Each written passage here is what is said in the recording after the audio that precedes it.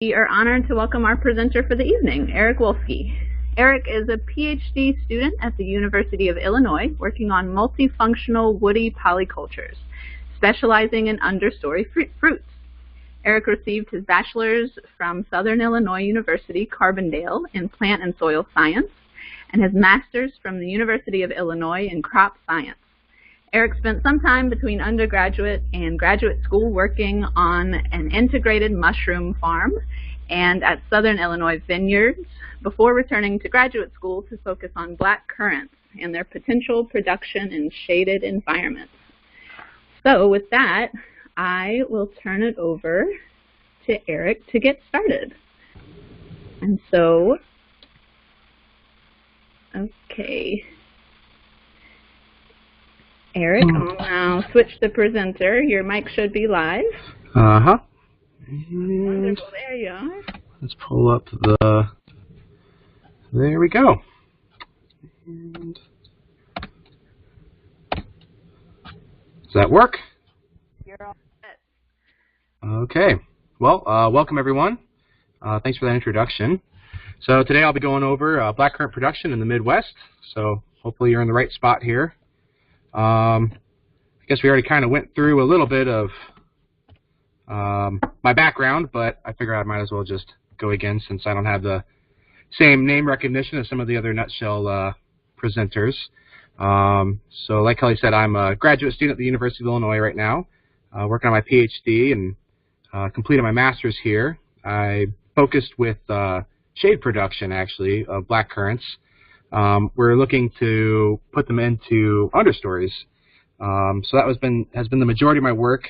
Currently working on a PhD, looking at variety trials as a main portion of it across Illinois and Wisconsin. So I've had a few years here working with black currants. So learned quite a bit so far, and hope to share some of that with you. So just to get started, what are currants exactly? Currants are in the ribes genus, and that contains gooseberries, red currants, white currants, and black currants. But there's over 150 species total. They're in the small shrub category. I don't think many of them get much taller than 6 feet and much smaller than about a foot. The cultivated species of black currants originated in Europe, but we can find ribes all across most continents, actually. South America has a fair amount, North America does, Asia does, and actually Northwest Africa as well. Cultivation of black currants actually began in the 1700s as a medicinal crop. They had them listed not as a edible crop, but just as a known medicinal that was used to treat coughs and just overall benefiting of the health. The black currants are the most widely grown currant, mostly because of the ease of production and also the processing capabilities of them. They can be machine harvested and also hand picked. Now, how are they used? Some varieties have been bred for fresh eating. They have a little bit better flavor, a little less sour, and a little more sweet. But for the most part, globally, processing is the biggest use, with juice being the biggest market. But you do see them in jams, jellies, wine and liqueur. Crème de cassis is one of the liqueurs that you might sometimes see occasionally.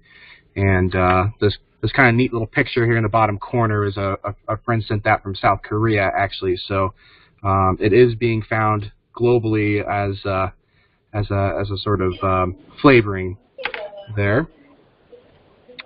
Some of the additional products that most people don't really think about too much, usually with black currants, you think of just the berries, but the leaves can be found in teas, and those are harvested in the spring, and the buds themselves can be harvested.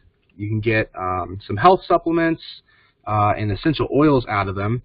They form a really nice shelf-stable source of polyphenols for the health market. And the essential oils provide a good flavoring and aroma. So you'll see them sometimes used for perfumes. And the leftover seeds afterwards, after juicing, can actually be used for oil. So you can see here in the picture the blackcurrant seed oil. So you'll find that sometimes, although it's not as common as the berries, but it's certainly another market for consideration if you're looking into it yourselves. Now, blackcurrants are known, their biggest thing is their high vitamin C content. The polyphenols have been something we've recently sort of been able to start teasing out as a sort of additional health benefit, but the high vitamin C content was historically been the major use for them. Actually, in World War II, England required, they subsidized the black currants actually as a way of getting the adequate levels of vitamin C to people during the wartime efforts. But both those vitamin C and the high polyphenols contribute to the high level of antioxidants that's found in the fruit, and that's sort of the big superfood category, as you might say, that you sometimes find black currants in. And they're also really high in mineral nutrients, which we'll see in a second here. Right there, you can see compared to strawberries, blueberries, raspberries, oranges, and bananas, the mineral nutrients of black currants are really quite high. Calcium, iron, phosphorus, and vitamin A are all real high. Potassium is also kind of rivals the banana, which I always think of bananas as a potassium-rich food source.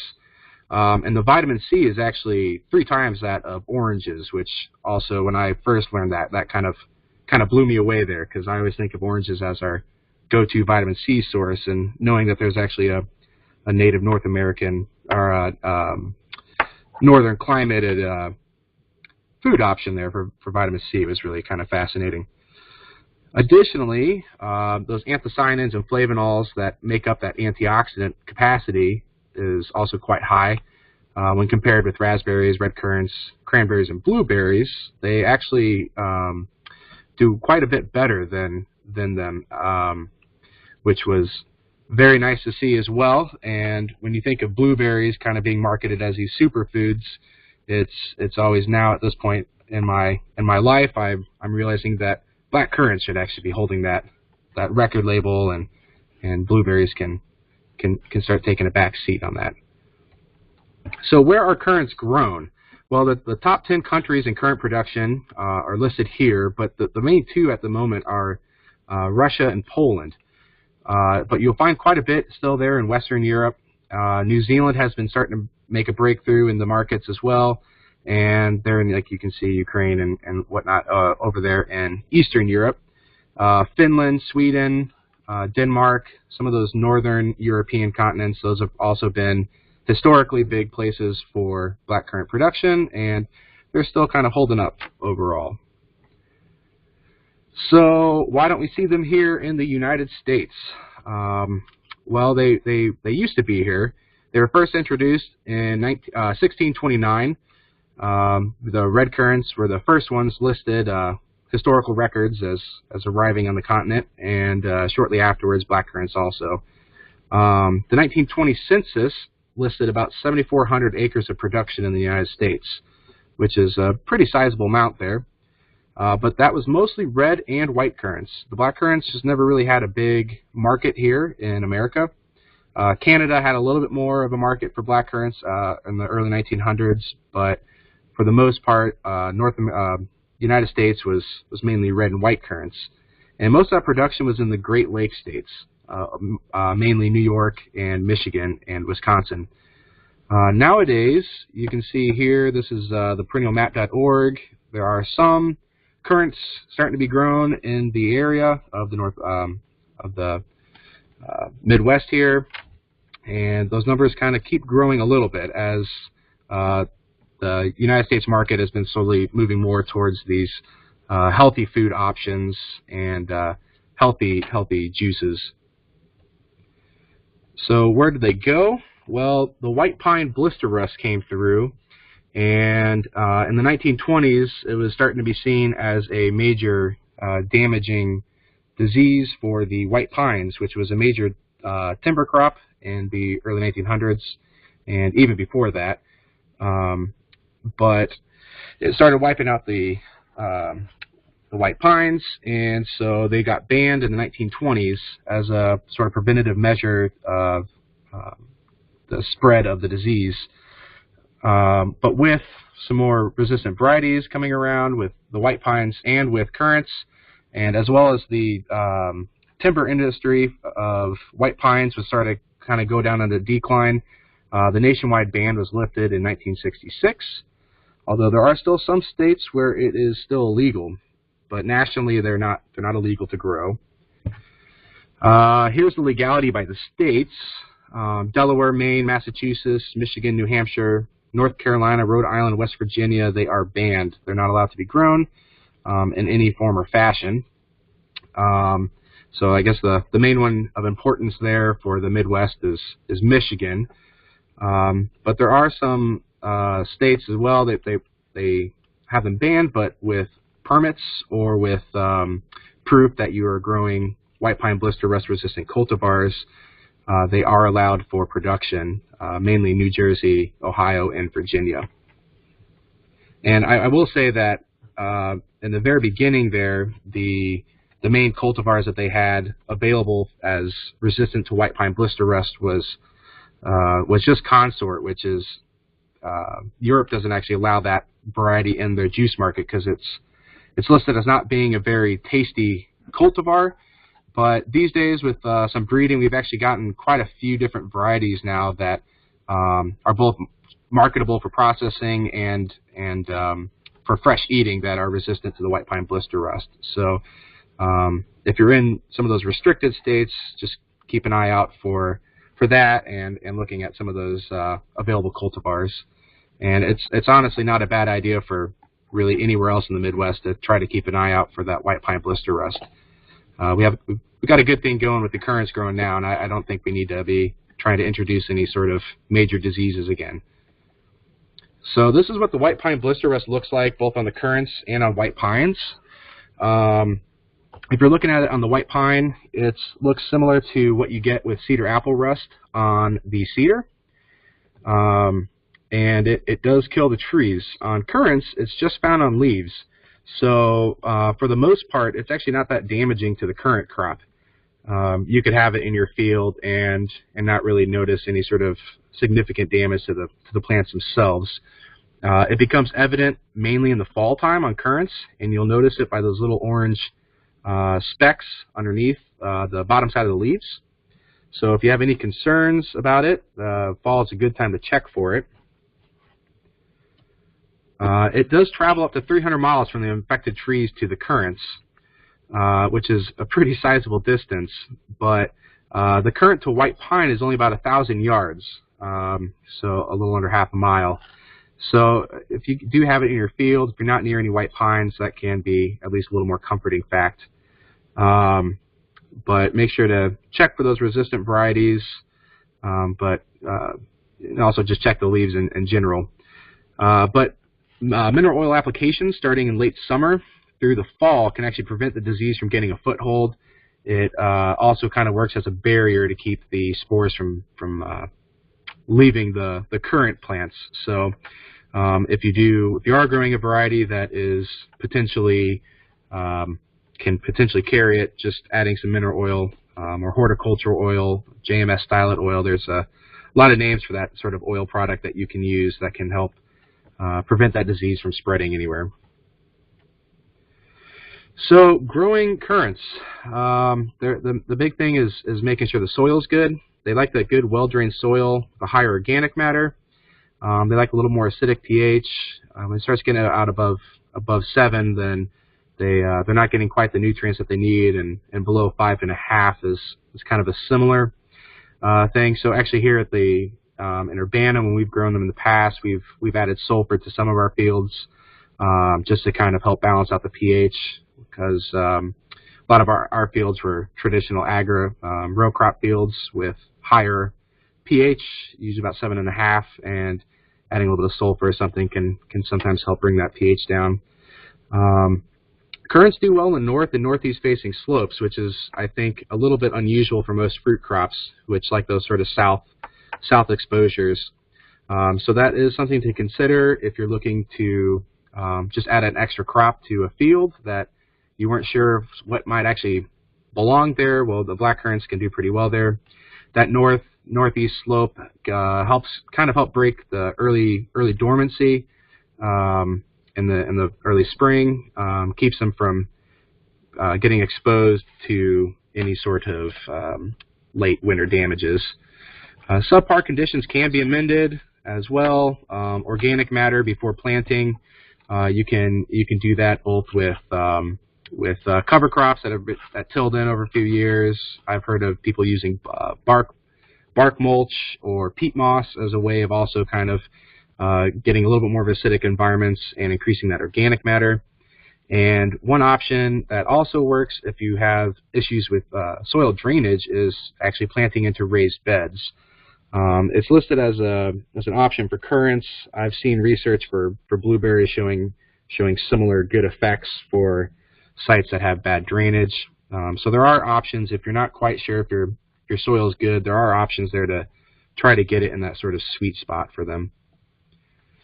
Overall, for fertility, they are kind of a hungry plant. When I first started, it was the idea was that black currants were just sort of these easy to grow, just set them and forget them kind of plant, and we've quickly learned that they actually need a fair amount of fertilizer to maintain adequate health. Slow release fertilizers work really well for them. It gives them the nutrients at a much more adequate rate for them, but we've also used quick release fertilizers that have worked really well, and we just apply those in a split application. Usually about April time when the plants start leafing out, we'll apply the first half, and then usually after full leaf out and after flower bloom, then we'll go through and add a second application. And you can also use fertigation if you have an irrigation system set up, and can apply throughout the season if you feel like it. You just want to avoid fertilizing them at the end of the summer and early fall. By that point, you want the nutrient level to start dropping a little bit so the plants can start getting the signal to go dormant for the season. Here's just a little chart giving you the year by year fertility requirements. It's very site specific, so here in the Midwest we don't really have issues with say something like phosphorus as much as maybe the nitrogen and potassium being a more important one. So for planting, they're typically planted in early spring. You can plant them in early fall, but you want to make sure to put down some sort of mulch, straw mulch or wood mulch, to help protect those roots through the winter. Currants are very cold hardy, but when they're just planted there, their roots can be kind of tender, and you really don't want to go through all the effort of planting them just to find that they didn't make it through the winter. Typically, you plant them about 8 to 12 feet apart. Depending on how you're going to be growing them, depends on your distance. 8 feet has been adequate for just hand picking. That gives you a couple feet to maneuver between the plants and get down the rows. But you might want to consider going more for the 10 to 12 feet mark if you're going to be planning on running any sort of machinery through, harvesting equipment, fertilizers, sprayers, all that sort of stuff. So it's really dependent on what you feel like you're going to be using. Just keep in mind the plants will get about 3 feet wide, and so you want to make sure that those rows are going to be easily managed to get through. The spacing in row is about 3 to 6 feet if you're growing individual shrub style, which is more common in hand-picked or U-pick operations. But for those who are wanting to just do mechanical harvest, mechanical pruning, planting those plants at about 1 to 1.5 feet apart, it forms a really nice hedgerow. So that makes it way easier to get their machines right over the top. Harvest is real good. In the early years, they find that that sort of denser 1 to 1.5 feet spacing actually works really well for getting those quick early yields. But after about 5 years, if you leave them at that mark, then that yield per plant starts to reduce drastically, and having that greater spacing of 3 to 6 feet for those individual shrubs really starts to make a mark. And I will say, when it comes to hand harvesting these, it really helps to have that extra space in between the plants there. So considering maybe 4 or 5 feet into between plants just helps you maneuver between them, because they will get vigorous growth. They'll get pretty close together there, and it can be a real pain in the butt to try to try to get between the plants to actually harvest them properly with your hands. Some of the planting methods. There's a good diagram I found on actually proper planting. They're not like most of your transplanted plants where you think you kind of plant them right there at the crown level. That's actually going to be a little too high for these shrubs. If you plant them that high, you might end up with not enough stem rejuvenation, and you can run into issues where year 3, year 4, you don't have enough stems that have come up, and that first stem that you initially planted is going to be way more susceptible to disease.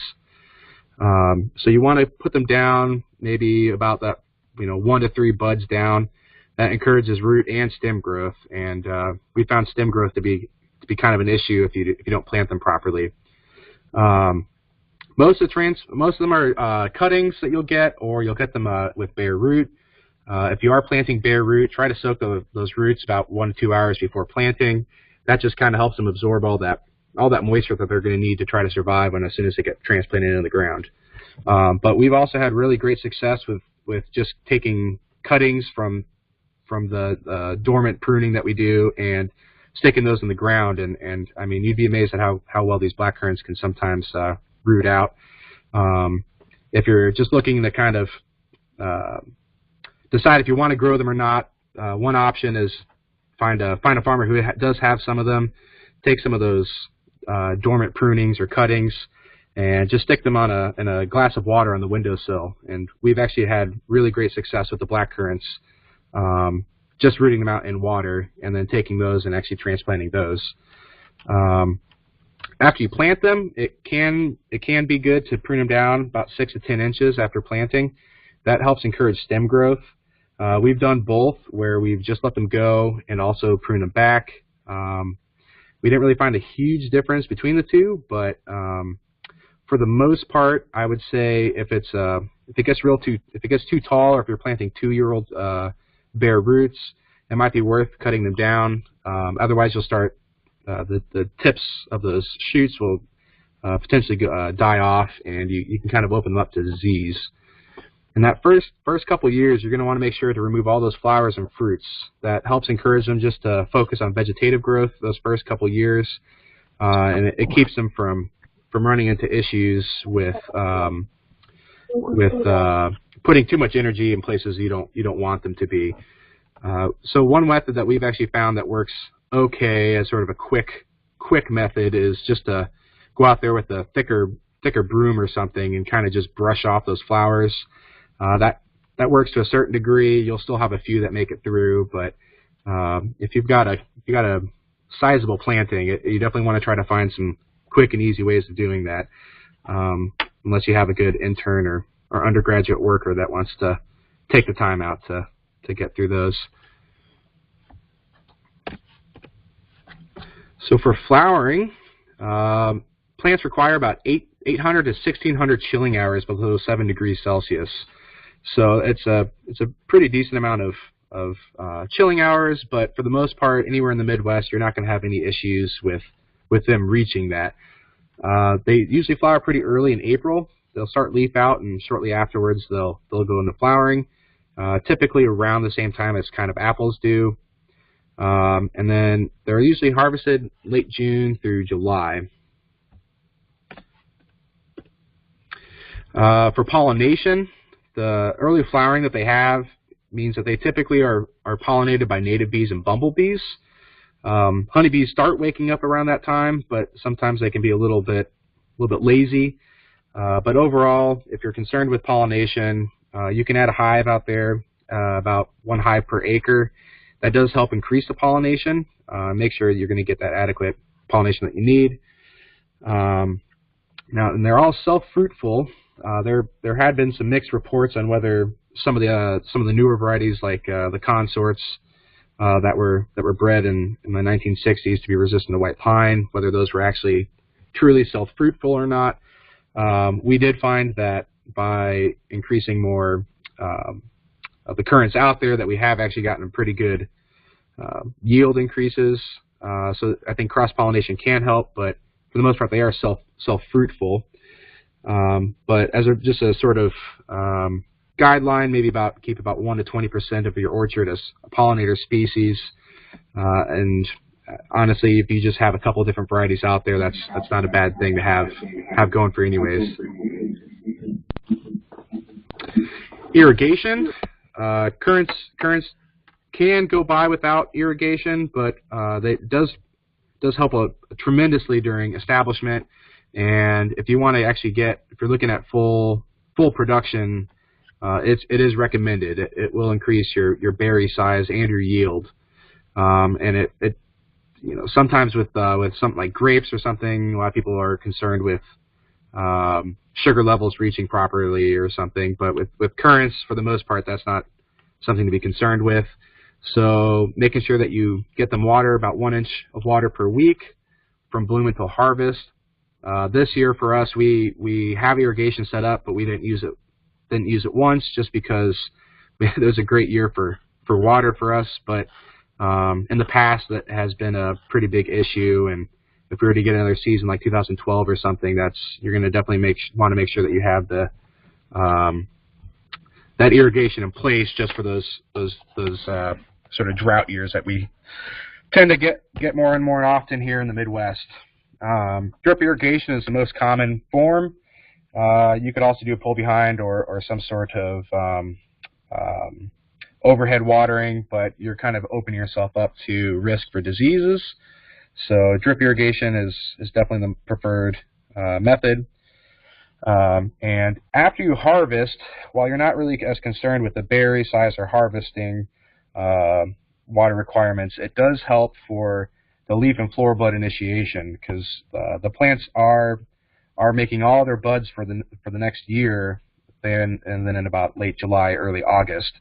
So by providing them with moisture, you don't need that full 1 inch of water per week. But if you find yourselves going a couple weeks without any rainwater, then it could be a really good idea to just give them a little supplemental water just to help them get those buds formed properly. Weed control, from our experience, is the most critical thing for blackcurrant production that we've found. It's amazing how quickly those weeds can go through and choke out the growth of the plants, particularly during establishment phase. I like to say that grasslands always beat the forest. So if you want to put your currants out there, if you don't control those weeds, the grasses and some of those forbs and stuff will overtake your plants and choke them out and not give them any light. So keep that in mind when you're looking to actually start producing currants. That weed control is going to be probably the major issue that you're going to find yourself with. Weeds need to be controlled up to a foot outside the drip line. That just provides enough space for those roots to have their own space. Between row cover crops are typically grown. In between the rows there, some fescues, a lot of times are what we've used in the past. You can add clover. I would just make sure that you don't add too much clover. We did find that there are some issues with the clover growing over. They can kind of choke out the currants themselves. They don't really get too tall, but they will get right up there next to the stems. And we did find some issue also with the voles. The voles and field mice love that clover, so we were kind of growing a little herd out there that wasn't quite ideal. So some of the weed control options, mulch is probably the biggest one that's used. It provides weed control, but it also helps with the temperature and also helps hold that soil moisture in, especially since currants are a little more of a shallow-rooted shrub. Keeping that upper zone nice and moist and weed-free is real nice.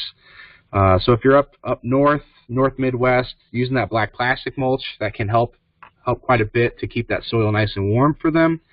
Whereas if you're down in more of a southern climate, southern Illinois maybe, or Indiana like that, a wood mulch can definitely help to keep that soil cool for the plants.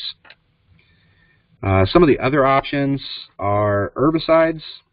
The one thing that we've run into issues with is that a lot of the herbicides, and as we go on, fungicides and those sort of things aren't always labeled for currants.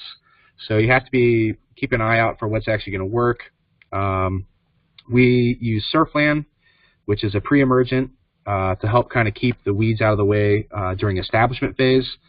And we also tend to use Roundup or something like that to kind of burn down weeds. If you find you have mostly grasses, using a selective herbicide is certainly a safer option than glyphosate, which you can run into some issues with actually hitting the plants. So you don't want to do that. It'll stunt their growth.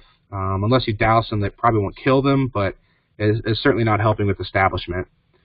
The critical weed-free period for currants is from the beginning of vegetation in about April time up until the end of shoot growth, which is usually about late July, early August.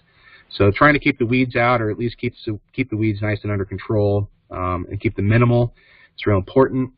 But once that late July, early August, once you stop seeing that shoots growth, it can actually be good to maybe let some of those weeds go. Certainly don't let them get too tall, so they're kind of encouraging disease. But if you let them grow there at a good level, they can actually help get the plants ready for dormancy.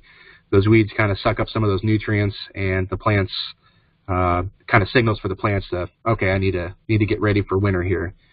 And one other option is mechanical cultivation. We've used that in the past, but the shallow rootedness of the currants, it really starts to become an issue of actually pulling up some of those roots. We were just using hand stirrup hose as a form of weed control. It's a lot of work, and it didn't really do too great in terms of you did nick a fair amount of those roots that are sitting there close to the surface. So if it's one of your last options, I would say mechanical cultivation, but for the most part, I would not rely on that. So black currants aren't always trellised, but I went to the Netherlands this summer, and I actually noticed that a lot of the black currants were actually trellised. It's more common for the red currants and gooseberries. They do really well with trellising, but the black currants also do fairly well with trellising. That tended to be more because of the market. That fresh market, you're not using a machine to harvest them. They needed to harvest them by hand. So by keeping them nice, upright, and trellised, it made the harvesting for them way, way easier to go through, and just easier to access. Keeps the disease down. This was an organic operation that was, actually I believe it was a biodynamic operation, but they found that diseases weren't an issue at all when they were grown like this. It gives the plants adequate sunlight and wind movement. And so you can trellis them to poles, you can trellis them to wires, into a sort of a fan shape, and that does pretty well. I guess for some people out there, one thing to mention, if you see there's some chickens underneath those currants, and I will say, from just looking at how they did it, if you want a nice mechanical, natural option, those chickens seem to do a pretty darn good job of keeping the weeds under control underneath the plants. That farmer said that they just had to go through and do a single tillage operation, light tillage operation in the early spring, and the chickens pretty much took care of it after that. So, the chickens were pretty happy, and the eggs are pretty easy to find. So if you want to have a mixed operation, that might be an option there for you. So for pruning, one thing you want to make sure you're doing is maintaining that open cup shape. So what you're going to do is you're going to select about 10 to 15 stems, canes, that are kind of located on the outside of the plant. You want them to be coming out at a fairly good angle. If they're completely upright, you're going to have some issues with that one upright stem shading out a lot of the smaller ones and keeping the wind down, which is not quite what you want. And so usually you select about 4 one-year stems, that first year growth that you'll get. And you'll tell those ones, one, by the fact they have no branching. There's no branching in those one-year stems, and they're just a little bit of a darker color. And as those stems mature, they'll start to branch more.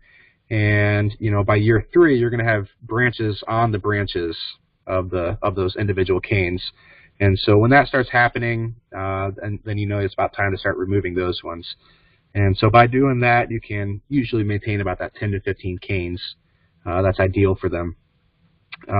But just making sure you have that nice open cup shape during dormancy, and as they come into it in the spring, it's really good. Keeps the diseases down, keeps that nice good air movement, and allows good light penetration into the canopy to help encourage pollination, fruiting and pollination. So one other option you can do as well, you can use a hedgerow system with coppicing. So how the coppicing works is, say you have you finally reached full maturity of your plants. It might be about year 4, year 5. You've done no pruning or minimal pruning to them. What you do is you coppice them to the ground after harvest, that 4th or 5th year that you decide. And so after you coppice them, then they will rejuvenate. They'll make a few of these sort of maybe about 1 foot tall canes. And going into the next season, then they'll grow. They'll be just vegetative. And so that first year after coppicing is just a vegetative year. And then that second year after that, you'll get a little bit of fruiting. And that third year after coppicing is when you'll get a full production year. And then after that third production year, you chop them down again, and you start the cycle all over again. And so some of the benefits of this is that you can kind of get rid of some of that disease that might be present sitting there by just coppicing them. It helps remove some of that. It makes it way easier. You can use machines for that, and especially when currants, about 30 to 40% of the labor comes into pruning, with the rest of it is in harvesting. Well, if you coppice them and if you use machine harvesting, then you can really get rid of a lot of your labor costs, and you can really get to some of those higher production levels. So harvest usually begins about year 3. Most of our sites is about year 3. We had some that really started hitting about year 4. By year 5 is when you're usually expecting to be into full maturity. The plants require about 120 to 140 frost brew days before they'll actually be at full fruiting maturity. The berries, they can be allowed to hang, which is kind of the nice thing compared to, say, raspberries or strawberries, where if you don't get them early enough, then they'll either start getting moldy or getting some disease on the actual berries. With currants, you don't really have that issue. It really allows you to kind of, especially because they have the staggered maturity of the fruit themselves, you can kind of wait, and once those first few berries that had started getting mature there early, you can kind of wait for them to start maybe dropping, and that's when you know it's about time to go out there and harvest. And so you can usually get away with just doing a single pass harvest on the currants, but some places they will do 2 harvests, 2 different harvests through the season, just to make sure that they're getting the best berries each time. That's typically more done for the fresh market. For machine harvesting, ethylene can be applied about 1 to 2 weeks before your harvest, and that will just get them all nice and ripe at the same time.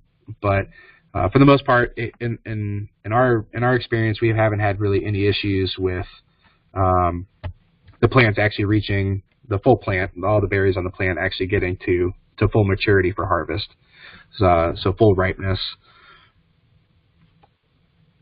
So here's one of our options here. Let's make sure that's okay. So that's one of the options for harvesting. Besides doing it by hand, they make these little shakers, pneumatic shakers, that you can use to pretty quickly strip the plants. This was our first year actually using that, and that was amazing compared to the past, where we've always just been doing it by hand.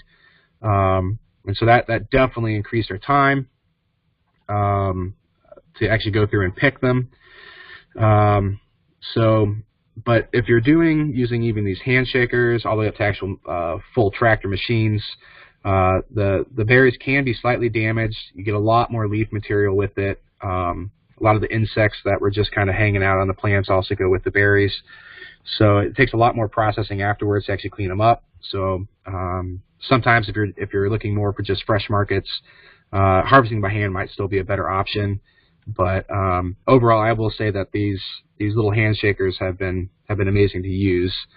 As you can see there, we're actually still using we're using kiddie pools as a method for collecting them. I'm sure there's a better option out there, but we haven't gotten quite there yet.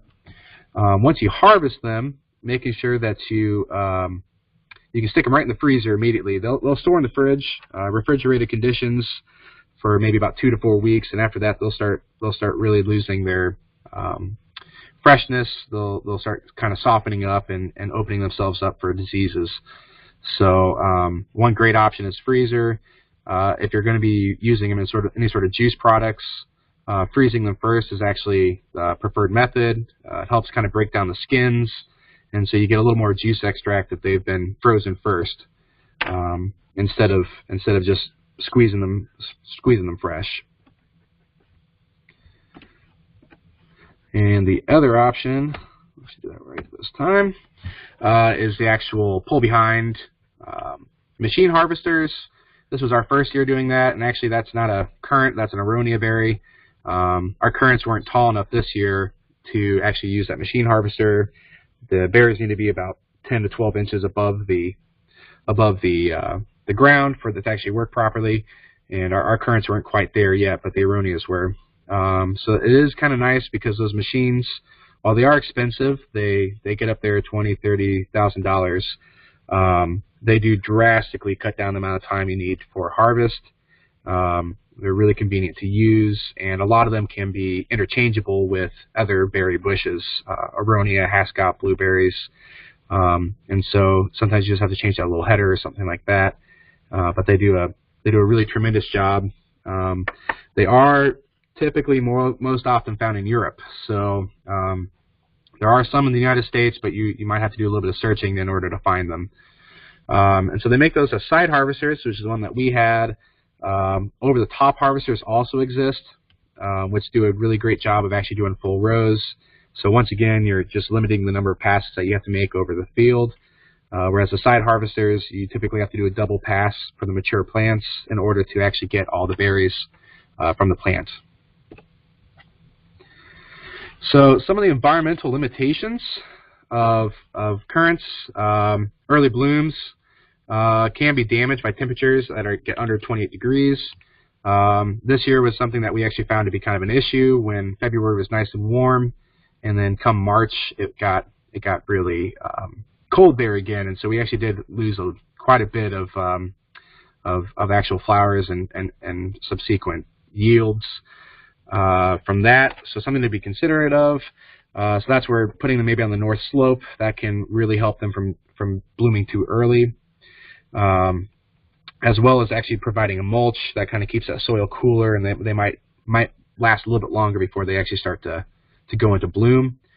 The plants are susceptible to sunburn, especially in the southern latitudes. We noticed that down in southern Illinois, that the plants really start getting burnt pretty good.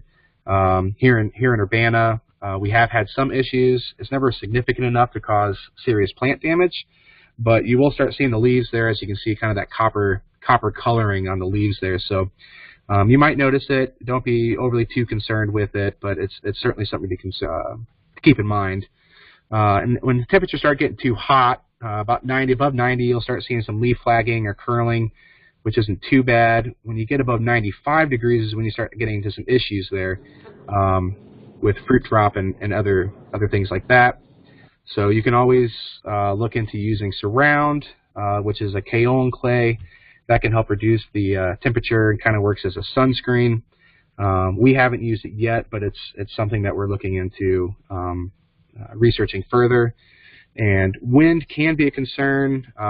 We didn't notice issues in Wisconsin or southern Illinois even, but here in central Illinois, when we have 5 miles straight of corn and bean fields, the wind really can be quite a issue there. So if you're planting in areas like central Illinois, maybe Iowa or something, you might want to consider planting a sort of windbreak beforehand. So for pests, I think for the most part, insects, we have found them to not be an issue for black currants. You might get a little bit of feasting by Japanese beetles, but those are typically pretty minimal. As you can see on this plant here, a little bit of damage, but for the most part, not too much damage to the black currants. There's also concern sometimes with aphids or something, but like I said, we haven't found any issues with predation by insects overall. The main disease concern is powdery mildew, and while white pine blister rust is a concern for the white pines, like I mentioned before, it's really not quite a big issue for the currants themselves.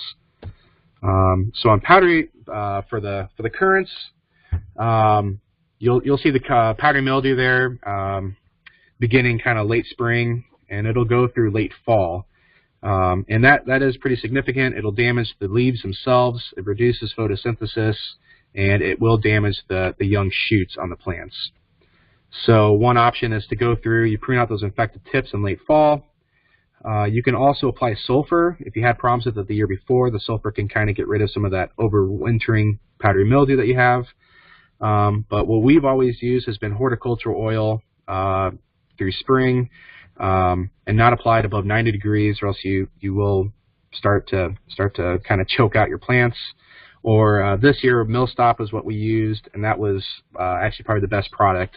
And you can actually tank mix horticulture oil and Millstop for some pretty good control. You will get some leaf spot issues, but that's another one that for black currants, not a huge issue. That's typically found more in the red currants and the white currants. But there's some control options with Serenade. For cultivars, make sure that you're selecting for plants that are resistant to white pine and powdery mildew. They do exist now. McGinnis has actually, they're out of south, I guess it would be southwest Canada. They're out of British Columbia. They've been coming up with some really nice varieties for production level. As of right now, I think they're only available for commercial growers, but they're looking to actually expand into the home market. But if you're looking in for machine harvest, make sure you're getting one that has currants that have nice upright growth to actually get the machine to get through there. So just a brief overview with the last little bit of, I think I'm over time now, but quick thing on the research at the U of I. So as it was mentioned before, I do work with the multifunctional woody polycultures. So it's that agroforestry stuff that Savannah Institute is really on the vanguard of.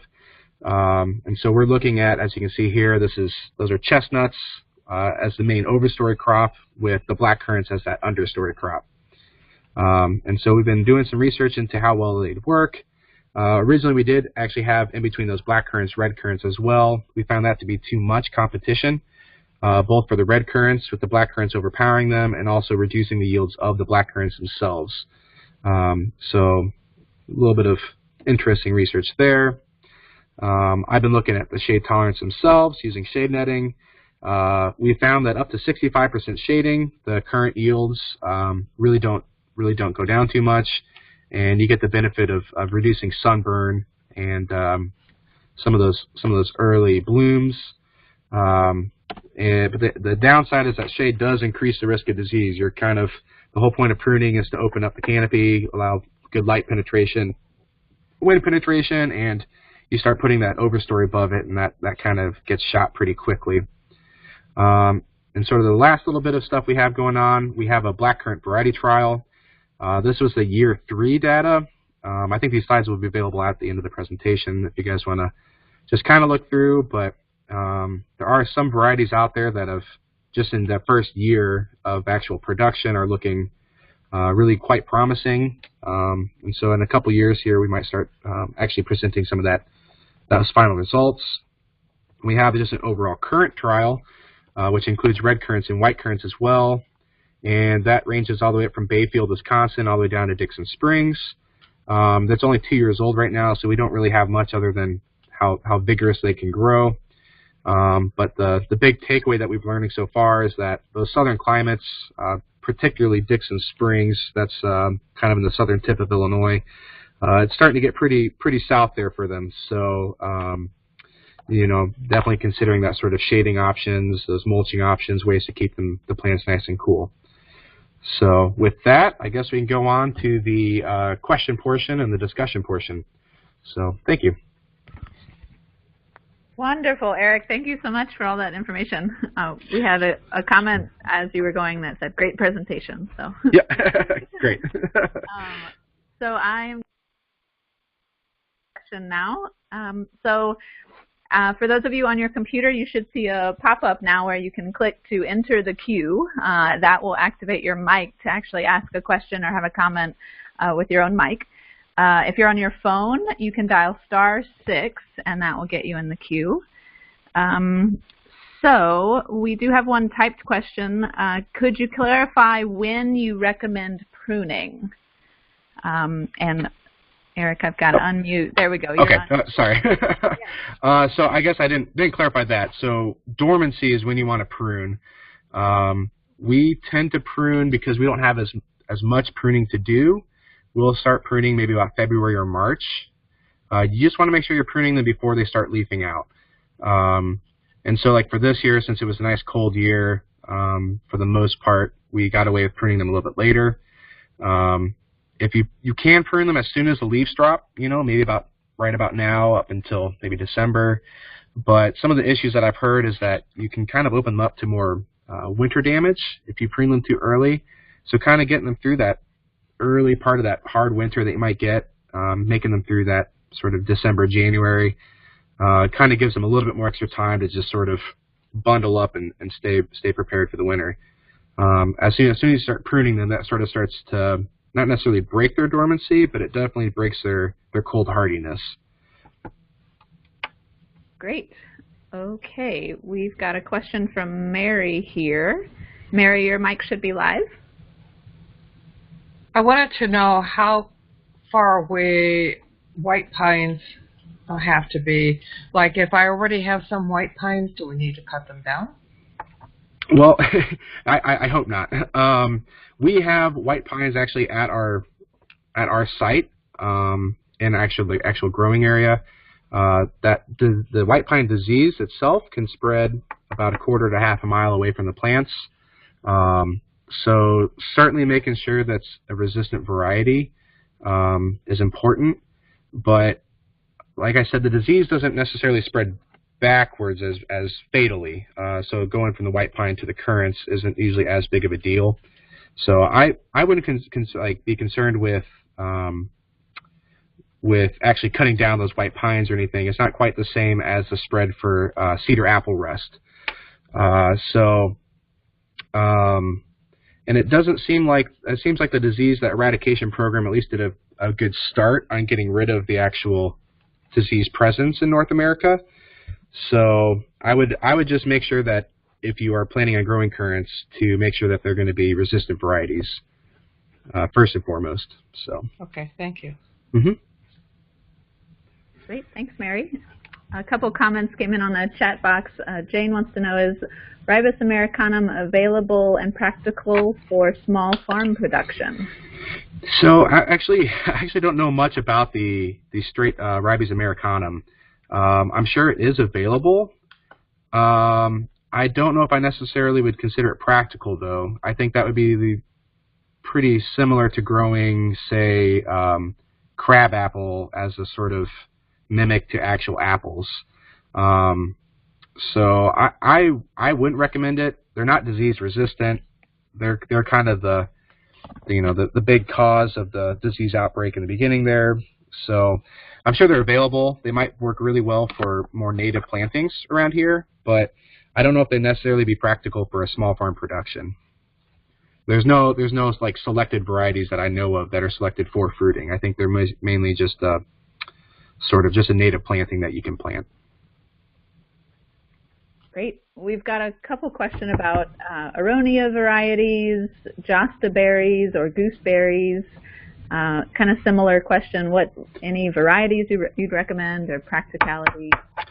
I actually, off the top of my head, I do not know the aronia or josta berries and gooseberries. And actually, for josta berries, I'm going to be honest, I've never actually seen a josta berry in my life. So I'm not going to be too great on that one. But I think we're going to have some resources available afterwards.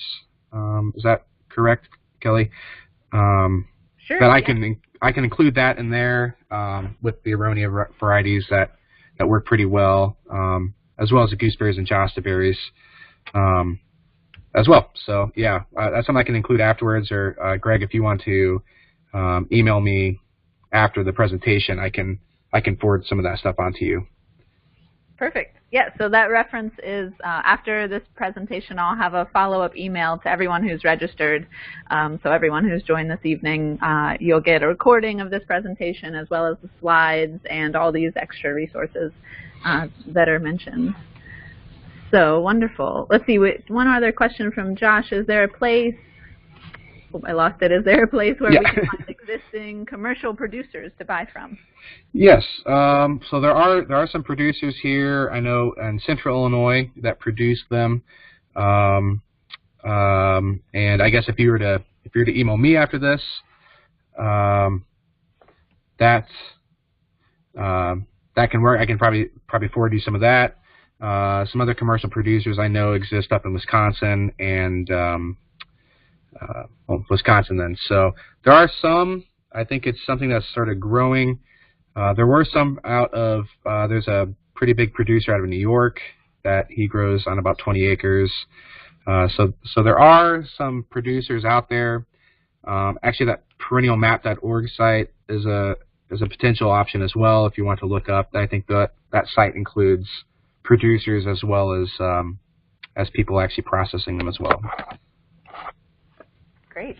If you've got a couple more minutes, there were several questions submitted before the presentation, and just a few stick out. One person would like to hear ideas for shade-tolerant ground covers beneath the currants. Yeah. So that's something I've looked into actually quite a bit, because that's something I was actually really interested in. Was okay, well, if there's ways that we can put some of these ground covers underneath, we can reduce herbicide use or the need for mulching. And so far I found nothing. Clover can work, but the big issue with clover is that, once again, the voles and the field mice and the rabbits, they love clover. So you're just kind of providing them with a nice, easy food source through the winter. It also that nitrogen fixing that the clover does, doesn't usually always get released until then that fall period when it starts to kind of die back some. And so then you're kind of giving that nitrogen at kind of an untimely nitrogen application. You're giving that nitrogen right when the plants need to kind of not be getting nitrogen. Some thoughts I've had that might be potentially workable would be to put in some sort of like a temporary cover crop. After you get done with harvest, you put out a cover crop of that might winter kill well. And I think that could be a really good option. So something like, maybe like a spring wheat or something like that will pop up, grow up, and then as soon as that winter hits, it will winter kill and can kind of provide maybe some residual cover for the plants. Or another option would be to grow something that might grow through the winter. A grass species would be, I think, the ideal one. You plant them about the same time, and then come spring, when the plants really start leafing out well, you can hit that with a selective herbicide like Post or something that would only affect those grass species, and then you might still get that sort of residual ground cover through the majority of the growing period without having issues. But yeah, overall, when it comes to an actual perennial ground cover, I've still yet to find anything that seems promising, unfortunately. So I'm sorry about that. Great. Well, yeah, if anything comes from other Savannah Institute resources, we'll certainly promote yes. it far-wide. Yes. Great. Well, we're right at the hour, so any final words, Eric? Well, I guess there's one other question about the 3 steps, and I kind of came up with something. Was I think the big thing is getting your weeds controlled before you start planting, and try to maybe incorporate some cover crops. The second step would be make sure you find a market, or develop a sort of plan for processing. And that third one is just keep those weeds controlled. So that's about all I got. And if anyone has any more questions, feel free to email me, and I'd be happy to answer them then. Awesome. Well, thank you so much again for the wealth of information. I don't know if you saw one comment there, best nutshell presentation ever. So, Perfect. Great. Thank you to everyone for joining us for the evening. Again, I'll send a follow-up email with a bunch of resources. Reach out